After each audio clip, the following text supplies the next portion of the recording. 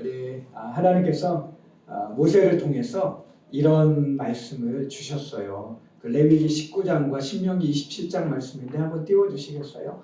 한번 읽겠습니다. 시작. 너희는 재판할 때에 가난한 자의 편을 들지 말며 세력 있는 자라고 부러워하지 말고 공의로 사람을 재판할지며 객이나 고아나 과부의 송사를 억울하게 하는 자는 저주를 받을 것이라. 모든 백성은 아멘 할지니라. 아멘. 재판을 공의롭고 정의롭게 하라는 거예요. 사람을 판단할 때 결코 겉모습이나 외모나 세력으로 하지 말라는 겁니다. 하지만 오늘날 이 공의롭지 못한 판관들에 의해서 하나님의 이 말씀은 심각하게 훼손되고 있어요. 기억하실지 모르겠지만 미국의 그 미식 축구 선수이자 영화 배우이며 국민 영웅이었던 오제이 심슨이라고 하는 사람이 있습니다. 그가 1994년에 그의 전처인 니콜 브라운과 그녀의 애인이었던 론 골드먼을 잔혹하게 살해해서 살해 혐의로 기소가 돼요. 당시 범행 현장에서 이 사람의 DNA가 발견이 됐기 때문에 검사들은 99.99% 오제이 심슨이 살인범이다 확신을 합니다. 근데 여러분, 이런 결정적인 증거에도 불구하고 오제이 심슨이 무죄 판결을 받아요. 어떻게 그렇게 가능했냐면 그 이유는 그의 초호화 변호인단이었던 이 변호인단이 이 심슨의 체포 과정 중에 백인 경찰이 심슨을 향해서 이렇게 말합니다. 이 검둥이 놈 잘 걸렸다. 이런 인종차별 발언을 하는데 이 발언을 그의 변호인단이 문제 삼아서 인종차별에 대한 선입견으로 오제이 심슨을 갖다가 살인범으로 몰아붙인 거다, 이렇게 논점을 흐려버려요. 그리고 또 왜 무죄 판결이 났냐면 당시 그 배심원들 12명 중에 또 9명이 흑인들이었다는 거예요. 그래서 결정적인 증거가 있음에도 불구하고 무죄 판결을 받습니다. 그리고 우리나라도 이런 일들이 비일비재합니다. 마약을 들여오다가 걸려도 재벌 3세고 유력자의 자녀라고 집행유예로 풀어보는 법정을 보세요. 풀어주는 법정. 이게 말이 됩니까, 여러분? 서민은 슈퍼에서 뭐 하나 훔쳐도 바로 징역 살잖아요. 마약을 들여오다 걸렸는데 힘 있는 자의 딸이고 아들이란 이유만으로 그냥 풀어줘요. 또 공의롭게 판단해야 될 판관들과 검사들이 사안과 집단이익 여부에 따라서 판결과 기소를 굽게 해 정의를 구부러뜨리는 일들이 부직이 있습니다. 이런 세상 현실 속에서 이사야는 11장, 오늘 본문 11장 4절에서 이렇게 외쳤습니다. 오늘 본문 11장 4절 말씀 함께 읽겠습니다. 시작. 공의로 변질된 자를 심판하며 정직으로 세상의 겸손한 자를 판단할 것이며 그의 입의 막대기로 세상을 치며 그의 입술의 기운으로 악인을 죽일 것이며. 악을 행하고도 가진 힘과 돈으로 불공정한 판관들의 헐거운 법망을 미꾸라지처럼 잘 빠져나가도 메시아 주님은 공의로 그들을 심판해서 그에 상응하는 벌을 주실 거라는 거예요. 그렇기에 오늘 우리는 의인들을 비웃으며 악을 저지르고도 보란듯 잘 사는 악인들로 인해서 속상해할 필요가 없다는 겁니다. 왜? 메시아 주님께서 그들을 가만두지 않으실 것이기에. 자, 앞서 2주간 살폈듯이 메시아에 대한 예언은 어둡고 암울한 시대에 주어지는데요. 오늘 본문의 메시아 예언도 암담한 시기에 주어집니다. 이 11장의 앞장인 10장 끝에 보면 무슨 말씀이 나오냐면 예루살렘이 망할 거다, 이런 절망스러운 경고가 나와요. 자, 이런 고통과 절망의 상황을 본문 이사야 11장 1절 말씀은 이렇게 표현합니다. 11장 1절 함께 읽습니다. 시작. 이새의 줄기에서 한 싹이 나며 그 뿌리에서 한 가지가 나서 결실할 것이요. 자, 여기서 이새의 줄기 할 때 여러분, 줄기는 뭐로 의미해요? 네, 저게 뭐예요? 구루터기.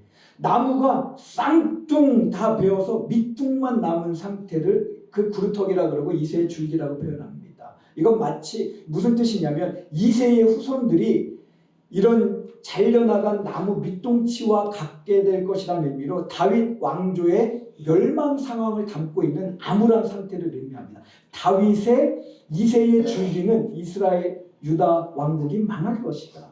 그런데 이사야는 말합니다. 그 이새의 줄기와 뿌리에서 한 싹이 나고 한 가지가 나서 결실할 것이다. 저기 보면 밑둥치에서 한 싹이 올라오잖아요. 여기서 한 싹과 한 가지는 다윗의 후손으로 오실 메시아를 뜻하는 말로 다윗 왕조가 몰락하고 실패한 그 자리에서 메시아께서 나실 것이다 라고 하는 겁니다. 할렐루야. 아무 소망도 찾을 수 없는 최악의 삶의 자리가 바로 메시아께서 우리 가운데 오시는 자리라는 거예요. 통상 선지자들은 예수님을 갖다가 누구의 자손이라고 얘기해요? 다윗의 자손.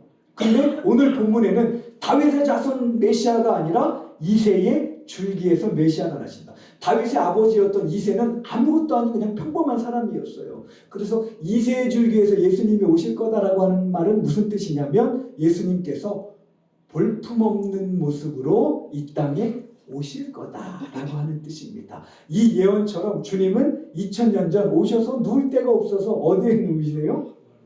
그냥 마구간 말구유에 여러분 산모가 마구간에서 애를 낳는 게 이게 나실 데가 없어서 마구간에서 나셨어요.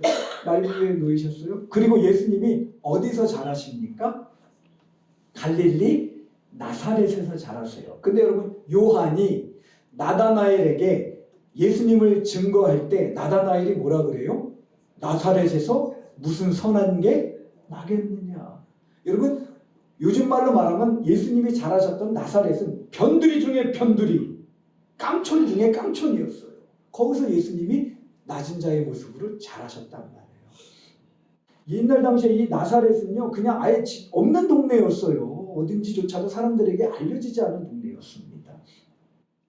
이렇듯 이스라엘 최변방에서 낮은 자의 모습으로 오신 주님을 통해 우리는 깨닫게 됩니다. 오늘도 메시아 주님의 생명과 소망은 이 땅의 가장 낮고 천한 곳으로 가장 먼저 그리고 가장 풍성하게 흘러간다는 거예요. 할렐루야.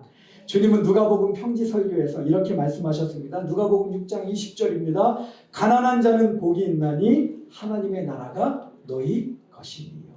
답이 없어 한숨밖에 안 나오는 삶의 자리가 낮고 천한 모습으로 오셔서 이스라엘 최변방을 품으신 주님을 가장 가깝게 만나는 자리라는 거예요. 사람 역시 저 밑바닥으로 떨어져 마음이 가난해져야 비로소 구원과 위로로 오시는 메시아 주님을 만나게 되는 겁니다.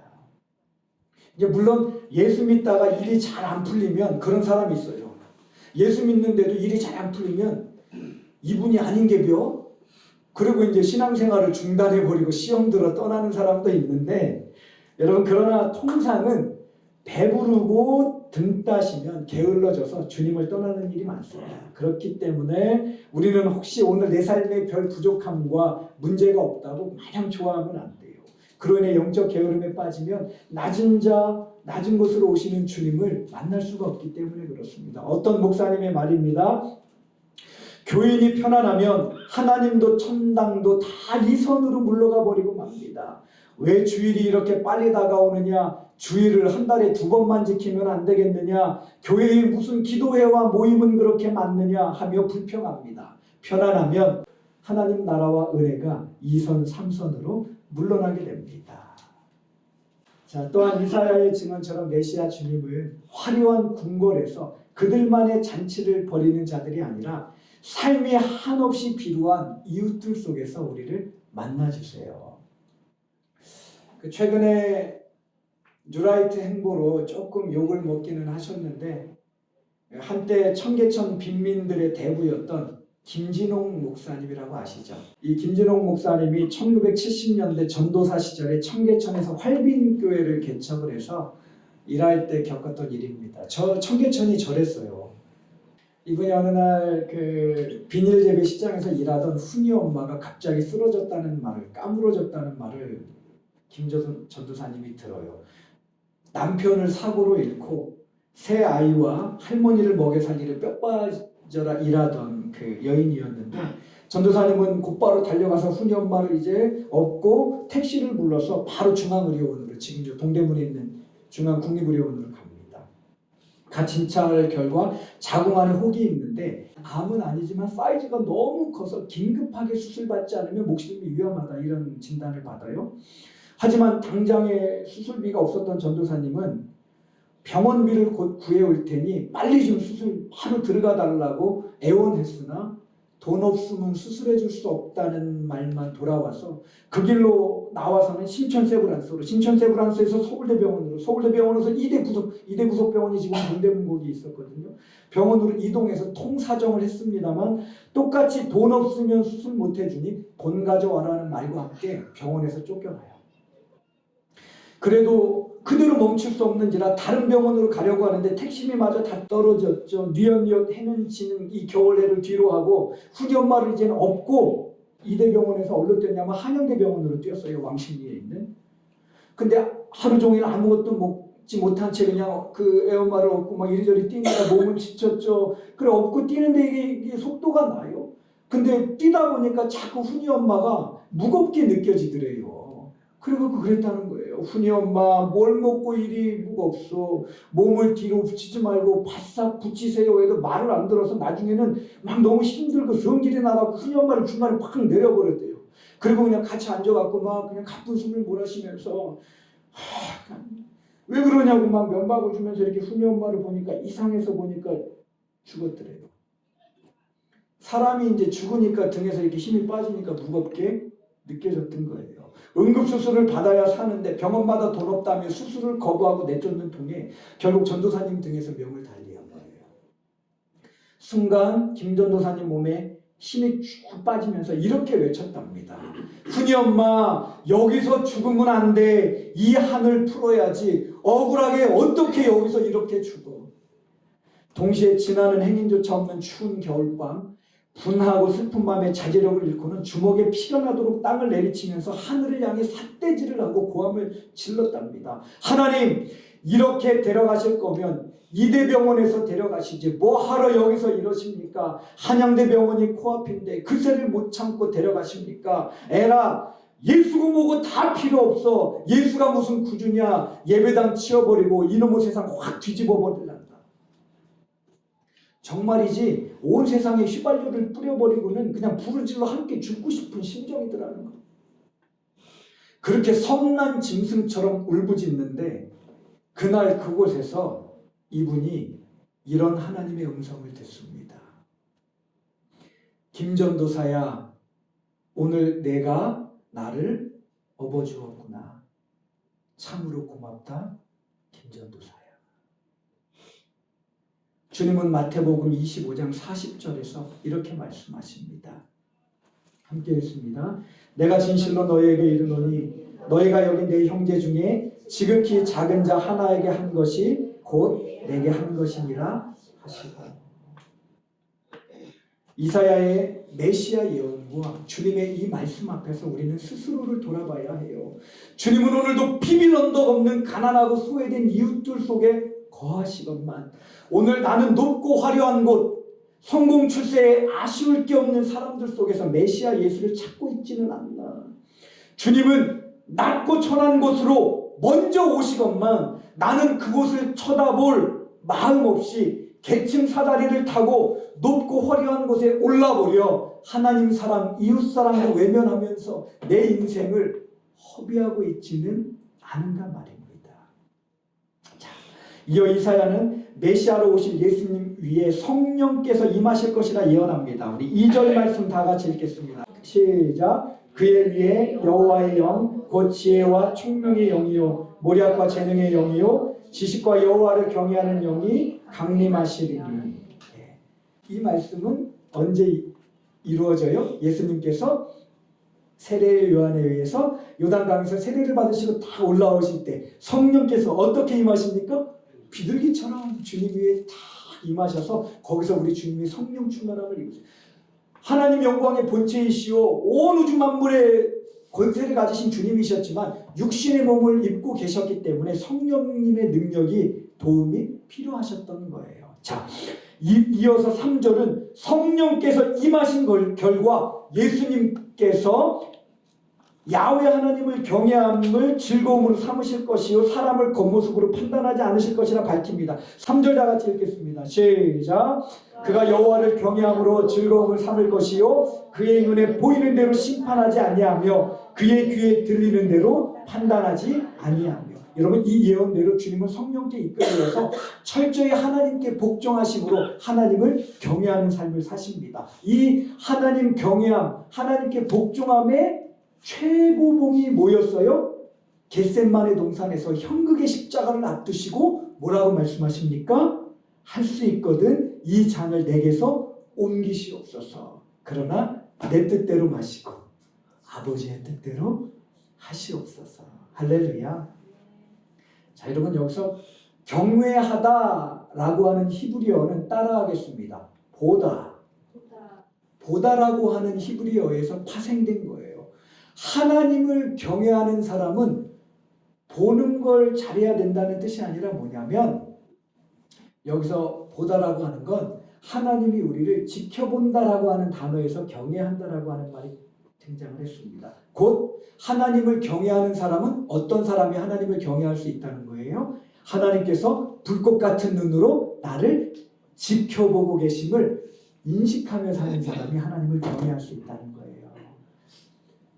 한 수도원 원장이 수도원의 어린아이들을 다 모아놓고 각각의 손에다가 새를 한 마리씩 다 쥐어준 다음에 아무도 안 보는 곳에 가서 이 새를 갖다가 죽이고 와라.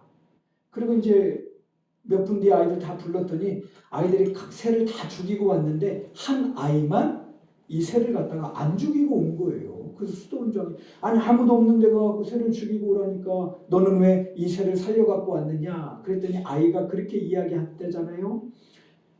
원장님, 아무도 없는 곳은 어느 곳도 없었습니다. 사람이 없어도 하나님은 그곳에서 저를 보고 계셨기 때문입니다. 사람이 죄를 지어 하나님 경외하면서 멀어지는 이유는 하나님께서 매 순간 어디에서든 나를 지켜보고 계심을 망각하기 때문입니다. 반면 하나님께서 24시간 나를 주목하고 계심을 인식하면 우리는 아무도 보는 사람 없어도 하나님 앞에 경건하고 거룩하게 살 수 있는 힘이 생기는 거예요. 할렐루야. 우리 주님은 늘 아버지의 눈을 의식하고 사셨다는 거죠. 그래서 경외할 수 있었습니다. 이어 메시아는 예수님께서 보이는 대로 들리는 대로 판단하지 않을 것이라 말씀합니다. 여러분, 세상에서 가장 똑똑하다는 수재들이 만들어 놓은 게 법이잖아요. 근데 그 법을 계속 개정을 해요. 온전하지가 않다는 거죠. 게다가 법뿐 아니라 그 법을 집행하는 재판관들도 공의롭지 못합니다. 특히 대한민국은 더욱 심해요. 그게 법 앞에서는 만민이 평등하다지만 세상 판관들은 재벌과 힘없는 서민을 차별합니다. 뭐예요? 유전무죄, 무전유죄. 전관예우는 어때요?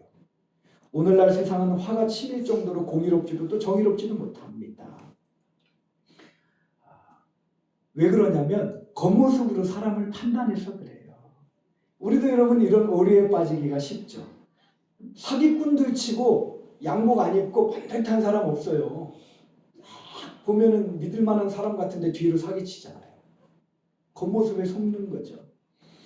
또 여러분, 거짓 목자요 영적 사기꾼인데 겉모습에 혹해서 좋아라 따라다니다 함께 영적 수렁에 빠져버리는 어리석은 교인들도 한국교회 지금 너무 많아요. 속에는 탐식과 음욕이 가득해도 겉모습만 번듯하면 우리는 괜찮은 사람으로 여깁니다. 세상이 믿지 못할 것이 사람의 판단력인 겁니다. 여러분, 미국에서 요즘 1등 대학이 어딘지 아세요? 근데 스탠포드, 하버드가 왔다리 갔다리 해요. 지금 이마다 다릅니다. 여러분, 어느 날 아주 남루한 옷차림의 늙은 노부부가 하버드 대학을 찾아가갖고 이런 대학 하나 더 짓는데 얼마나 걸려요? 제가 좀 이렇게 기부 좀 하려고 그러는데, 근데 보니까 이게 영 나이도 많고 남루한 게 필요 없다고. 그래갖고 이분들을 내쫓아요. 그래서 이분들이 동부가 아닌 미국 서부에 가갖고 자기의 이름을 딴 대학을 하나 짓는데 그 대학이 뭐냐면 스탠포드 대학입니다. 이 찾아왔던 사람이 누구였냐면 억만장자였던 리랜드 스탠포드였는데 자기 아들의 이름을 하나 따고 대학 하나 짓겠다고 뭐 이렇게 건물 지어주겠다 그랬더니 하버드가 그냥 외모만 보고 쫓아냈는데 지금 서부에 가서 하버드와 견줄 만한 대학이 됐잖아요. 스탠포드가. 외모로 사람 판단했다가 엄청난 낭패를 당한 겁니다. 교회와 목사, 성도들도 이런 오류에 빠지기가 쉬워요. 부자나 권력자, 정령직 종사자 교인에게는 큰 관심을 두나 폐지 줍는 교인에게는 별 관심 없는 사꾼 목자들. 여러분, 저는 전문직 명단을 따로 뽑아서 별도 관리하는 목사를 직접 옆에서 겪은 사람이에요. 교구에서 사자 들으면 가는 사람 명단 뽑아서 갖고 와라. 다 그 자기가 관리하는 거예요. 명절 때 그 사람들한테 선물을 보내더라고요. 목사와 성도들이 이러면 안 되겠는지라 하나님은 야고보를 통해 이렇게 말씀하십니다. 야고보서 말씀 함께 읽겠습니다. 시작. 만일 너희가 회당에 금가락지를 끼고 아름다운 옷을 입은 사람이 들어오고 또 남루한 옷을 입은 가난한 사람이 들어올 때에 너희가 아름다운 옷을 입은 자를 눈여겨보고 말하되 여기 좋은 자리에 앉으소서 하고 또 가난한 자에게 말하되 너는 거기 서 있든지 내 발등상 아래에 앉으라 하면 너희끼리 서로 차별하며 악한 생각으로 판단하는 자가 되는 것이 아니냐. 우리 그 교회는 오히려 더 어려운 분들이 오셔서 와서 격려받고 힘없고 다 그냥 같이 차별 없이 어울리는 그런 신앙 공동체가 되었으면 좋겠어요. 자, 이런 세상과 교회를 향해 이사야는 4절에서 이렇게 외칩니다. 공의로 가난한 자를 심판하며 정직으로 세상의 겸손한 자를 판단할 것이며 그의 입에 막대기를 세상을 치며 그의 입술의 기운으로 악인을 죽일 것이며. 이 메시아 예수님은 가난하고 겸손한 자들을 제대로 판단해서 억울함 가운데 구출해 주시는 분이시고, 그렇기 때문에 의인들, 가난한 자들, 겸손한 자들이 고대할 수밖에 없는 분이라는 말입니다. 동시에 주님은 그 입의 막대기와 입술의 기운으로 악인들을 치시며 죽일 것이라고 말합니다. 이는 자신의 힘과 권력으로 가난하고 겸손한 의인들을 핍박하는 악인들을 심판하셔서 소멸시키실 분이 바로 이 땅에 오실 메시아라는 거예요. 자, 여러분, 이런 메시아의 사역이 어떻게 보면은 눌린 사람들에게는 기쁨이지만 그들을 억압하는 사람들에게는 두려운 분이거든요. 그래서 오늘날 이 세상은 이런 메시아가 오기를 원치 않아요.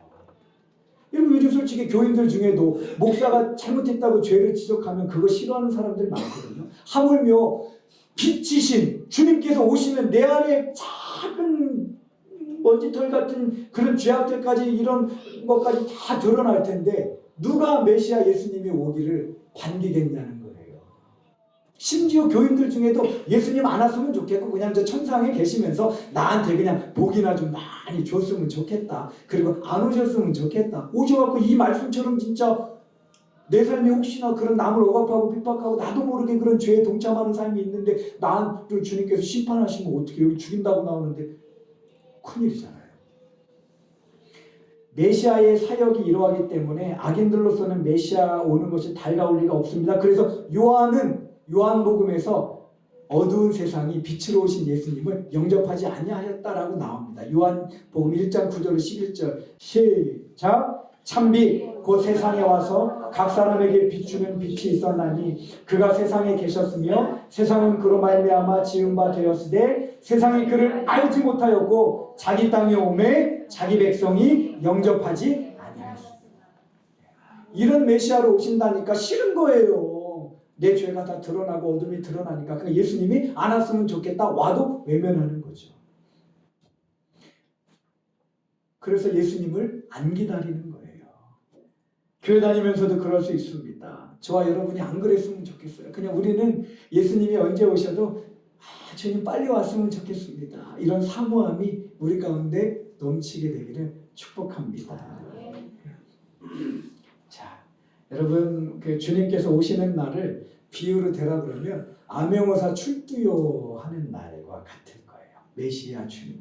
여러분, 암행어사 출두요라고 하는 말은 가령주구를 일삼던 탐관오리들에게는 이 말이 심판 선언이에요. 하지만 악인들에게 눌리던 민초들에게는 억울함이 풀리고 빼앗긴 것을 되찾게 되는 구원과 신원의 복된 선포가 되는 겁니다. 장차 오실 우리 주님 역시 악인에게는 두려운 심판주요 당신의 공의로운 판결을 기다리는 의인들과 약자들에게는 신원과 복권, 구원의 메시아로 다시 오실 것입니다. 할렐루야. 이 주님을 저와 여러분이 이 대림절 기간을 지나면서 사모하며 기다리게 되기를 축복합니다.